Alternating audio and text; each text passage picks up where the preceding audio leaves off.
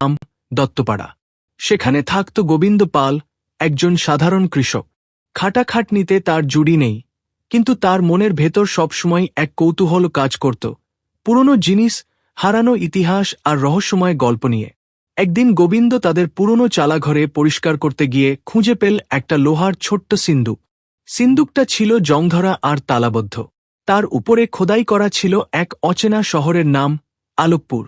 সঙ্গে ছিল এক টুকরো মানচিত্র এবং একটা কাগজে লেখা, এই সিন্দুক খুলবে কেবল সঠিক স্থানে, যেখানে আলো হারিয়েছে নিজের ছায়া।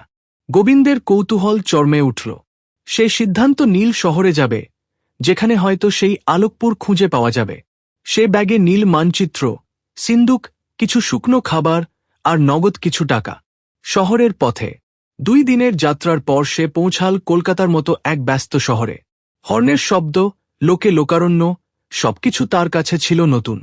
মানচিত্র দেখে সে খুঁজতে লাগল সেই বিশেষ জায়গা।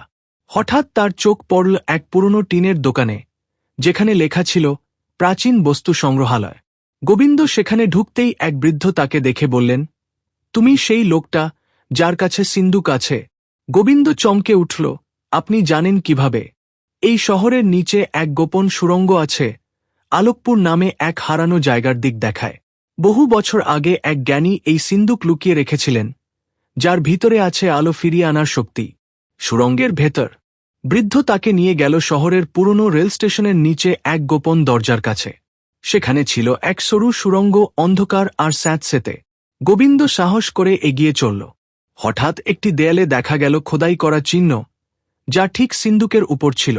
তখনই সিন্দুক আপনা আপনি খুলে গেল। ভিতরে ছিল এক চকচকে পাথর, আর তার সাথে একটি নোট, যে সত্য ও সাহস নিয়ে পথ চলে, সেই আলো জাগাতে পারে। ততক্ষণে চারপাশ ঝলমল করে উঠল।